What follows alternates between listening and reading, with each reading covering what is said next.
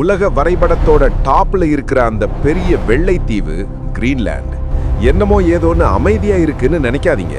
அங்க இப்போ ஒரு பயங்கரமான அரசியல் ஆட்டம் நடந்துட்டு இருக்கு. ஆமா, நாம பேச போறது கிரீன்லாண்ட பத்தி மட்டும் இல்ல, அமெரிக்காவோட அடுத்த மாஸ்டர் பிளான பத்தி.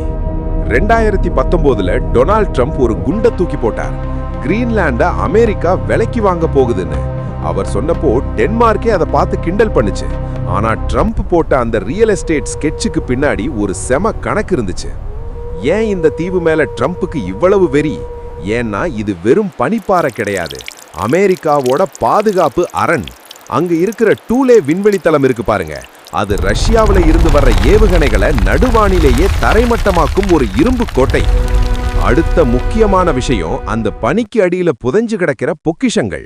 தங்கம், காப்பர் மட்டும் இல்ல, உலகத்தையே ஆட்டி படைக்கிற ஸ்மார்ட் போன் தயாரிக்க தேவையான அரிய வகை தாதுக்களும் அங்க கொட்டி கிடக்குது. பனிப்பாறைகள் உருக உருக ட்ரம்போட கண்ணு அந்த வளங்கள் மேலதான் இருக்கு. டென்மார்க் நோ சொல்லலாம், ஆனா ட்ரம்ப் எதையும் அவ்வளவு லேசில விடுற ஆள் கிடையாது. 2026ல கிரீன்லாந்து தான் அமெரிக்காவோட அடுத்த பெரிய கேம். இது வெறும் பனித்தீவு இல்ல, அமெரிக்காவோட எதிர்காலத்தையே தீர்மானிக்க போற ஒரு ஸ்ட்ராட்டஜிக் வைரம்.